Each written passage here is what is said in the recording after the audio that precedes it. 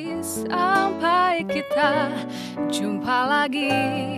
Aku pergi takkan lama, hanya sekejap saja ku akan kembali lagi, asalkan kau tetap menanti.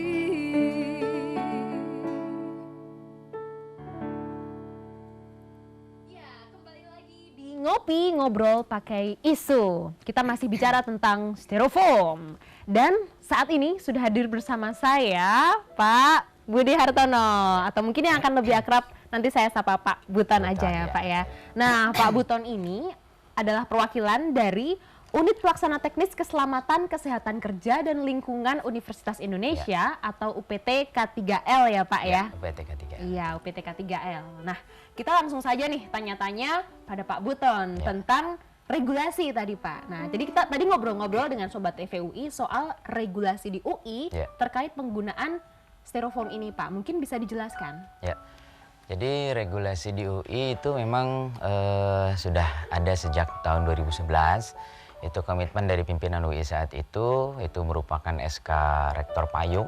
Jadi ada 8 SK Rektor berbarengan saat itu, dan salah satunya adalah tentang pembatasan penggunaan bahan B3 beracun dan berbahaya untuk wadah makanan. Nah, salah satunya adalah penggunaan styrofoam. Jadi itu ada di SK Rektor tahun 2011 nomor 1306. Oke. Ya. Pak, itu di SK-nya itu apakah tercantum secara eksplisit bahwa styrofoam tidak boleh digunakan atau seperti apa Pak itu? Iya. Jadi kalau di SK tersebut itu sifatnya hanya mencoba untuk membatasi penggunaan. Jadi artinya SK ini itu hanya bisa diterapkan di beberapa tempat yang memang dalam hal ini fungsinya sebagai penjajah makanan ya, atau dia menyediakan makanan, dan dalam hal ini tentunya konsumennya yang paling banyak adalah mahasiswa. Nah, jadi dalam hal ini memang tidak tersebut secara khusus, tapi memang ini diharapkan adalah nanti para pengelola kantin atau warung makan yang ada di lingkungan UI, tentunya yang resmi ada di fakultas maupun di universitas, itu untuk membatasi tentang penggunaan dari styrofoam ini. Iya, gitu. berarti untuk penggunaan styrofoam ini dihimbau bagi tidak hanya bagi para penjual saja, tapi bagi para mahasiswa juga ya Pak ya, ternyata ya? Iya, jadi memang 70-80% itu kan konsumennya mahasiswa, tapi tidak terlepas hanya dapat dari kantin yang ada di UI, tapi juga mereka membawa ini dari luar, gitu ya. Jadi memang contoh hampir kehidupan aktivitas di kampus itu kan diwarnai oleh aktivitas mahasiswa. Nah, jadi tidak terlepas kemungkinan mereka untuk snacknya, makan siangnya itu bisa bawa bungkus styrofoam dari luar. Juga betul, ya Pak ya. itu, ya. Nah Pak, ini kan peraturan ini sudah dikeluarkan dari tahun 2011. Sekarang sudah 2015, sudah 4 tahun berarti Pak.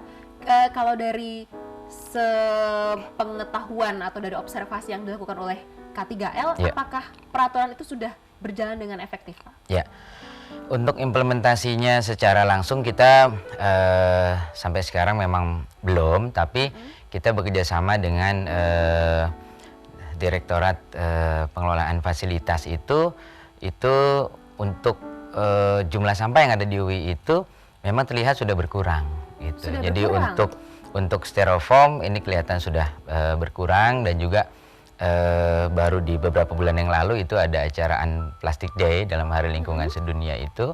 Nah, itu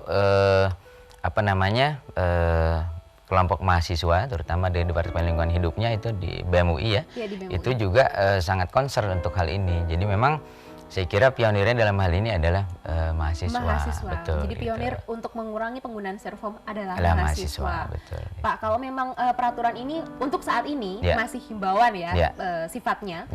Harapannya ke depan, tujuan akhir itu apa Pak? Jadi gini ya, memang awalnya itu kan kalau kita langsung meng-cut artinya melarang penggunaan styrofoam, artinya kita juga harus bijak dalam hal ini menyikapi larangan. Tentunya ada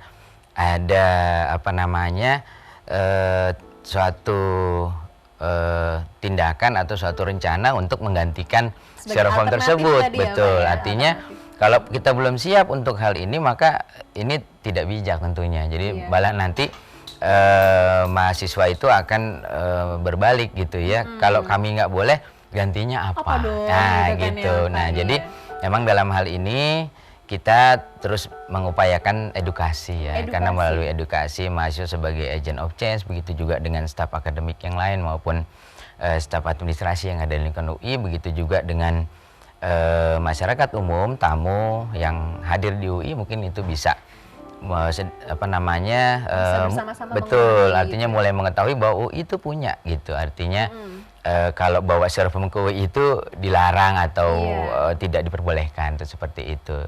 Walaupun kita tidak menyebut itu sebagai larangan gitu. Untuk saat ini Untuk ya. saat ini, Tapi memang harapan gitu. kedepannya nanti akan bebas styrofoam sama Ya, sekali. ya kita harus Sebagai seperti itu. pembungkus Betul, makanan. betul. Karena UI adalah guru bangsa, jadi kita sebagai contoh pelopor lah dalam hal ini, karena kita juga sudah berupaya melalui salah satunya adalah upaya untuk pencapaian UI sebagai kampus yang ramah lingkungan dan sustain. Baik, gitu. berarti Ya. Green Campus ya Pak? Green Campus, betul. Baik. Betul. Ya. Pak Buton, terima kasih sekali. Sama-sama. Saya rasa saya dan juga sobat-sobat Ya. TVUI juga sudah nih mendapatkan lebih banyak pengetahuan bahwa UI ternyata juga sudah mencanangkan kok kita bebas styrofoam sebagai pembungkus makanan. Oke, Baik. sama-sama. Terima kasih Pak. Ya, sama-sama. Saya ingin mengutip kata-katanya Pak Buton tadi bahwa sebetulnya pionir dari gerakan ini adalah mahasiswa. Untuk itu setelah ini kita akan ngobrol langsung dengan mahasiswa UI dari BEM UI tentunya. Mereka pasti punya cara-cara sendiri nih untuk mengedukasi dan juga mensosialisasikan tentang pembatasan penggunaan styrofoam. Penasaran? Tetap bersama saya Langit Rinesti, jangan kemana-mana, tetap di Ngopi, ngobrol pakai isu.